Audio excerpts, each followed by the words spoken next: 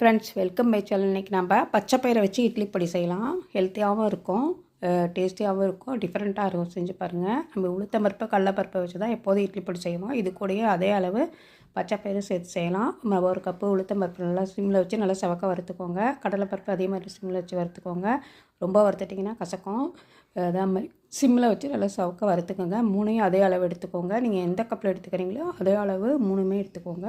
இப்போ மூணையும் நல்லா வறுத்து எடுத்துக்கலாம். இது கூட காரத்துக்கு தேவையான காரத்துக்கு உங்கள் காரத்தை இந்த மாதிரி நீங்கள் மிளகாய் எடுத்துக்கோங்க. நான் ஒரு 15 மிளகாய் எடுத்துருக்கேன். இப்போ பாருங்கள், மூணையும் நல்லா சிம்மில் வறுத்து எடுத்து வச்சாச்சு. இது கூட ஒரு கைப்பிடி கருவேப்பிலை சேர்க்குறேன். 2 கைப்பிடி கூட சேர்க்கலாம், ஹெல்த்தியாகவும் இருக்கும். பாருங்கள், நம்ம வறுத்தாச்சு. இது கூட கொஞ்சம் பெருங்காயம் சேர்த்துக்கலாம். இப்போ இது எல்லாத்தையும் வறுத்து ஆற வச்சு அரைச்சோம்னா சூப்பரான இட்லி பொடி ரெடி ஆயிரும். டிஃப்ரெண்ட் டேஸ்ட்டில். பிடிச்சிருந்தால் லைக் பண்ணுங்கள், ஷேர் பண்ணுங்கள், கமெண்ட் பண்ணுங்கள், சப்ஸ்கிரைப் பண்ணுங்கள். தேங்க்ஸ் ஃபார் வாட்சிங். சூப்பர் இட்லி பொடி ரெடி.